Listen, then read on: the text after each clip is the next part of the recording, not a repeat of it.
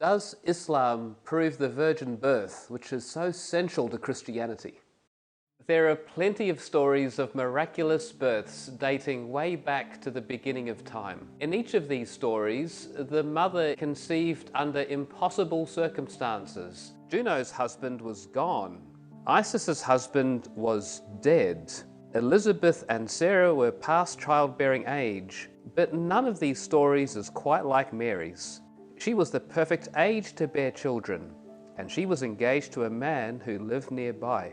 It's not that amazing that she had a baby unless we can prove that she really conceived without a human partner. And how can we do that? In Isaiah 7 verse 14, Christians have thought that maybe this passage would give us a clue. Therefore, the Lord himself will give you a sign. Behold, the virgin shall conceive and bear a son, and shall call his name Emmanuel. There is no debate that we have found an ancient text with ink on a goatskin that we know for sure predates this event. Check some links in the description for more details if you are interested. But what about this notion of a virgin? Less than 200 years after Jesus' birth, the Jewish scholar Trypho suggested that the word virgin could also mean young woman. How are we going to make sense of this? Is it just a young maiden, like Trypho suggests? Or is it a virgin, like the Christian tradition suggests? Here's a wild thought.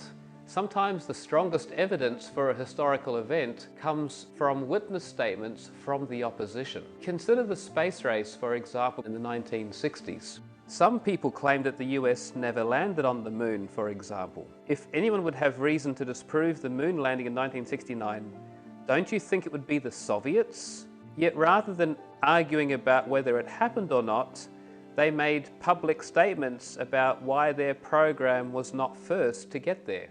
Back to the virgin birth story, it's no secret that Muslims and Christians have not been able to see eye to eye for centuries. Yet in the Holy Qur'an, in Ayah 20, Surah 19, Mary said, "How shall I have a son, seeing that no man has touched me, and I am not unchaste?" It goes on in the next ayah, "Thy Lord saith, that is easy for me, and we wish to appoint him as a sign unto men." The respected Muslim commentator Abdullah Yusuf Ali writes, "Mary gave birth as a virgin to Jesus, but her people slandered and abused her as a disgrace to her lineage."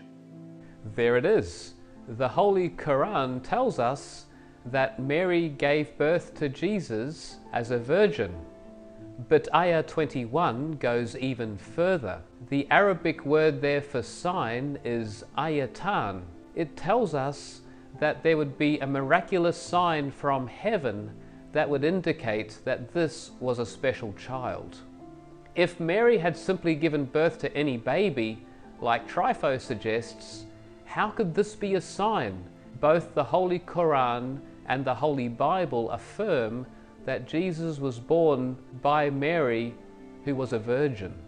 The Holy Bible and the Qur'an clearly unite here on this one central point. It's a lot like the Russians and the moon landing. Despite being competitors to the US, they admitted that Apollo 11 was first. Does the Qur'an prove the virgin birth? No.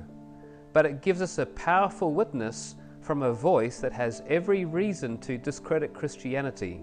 I'd be interested in your comments below.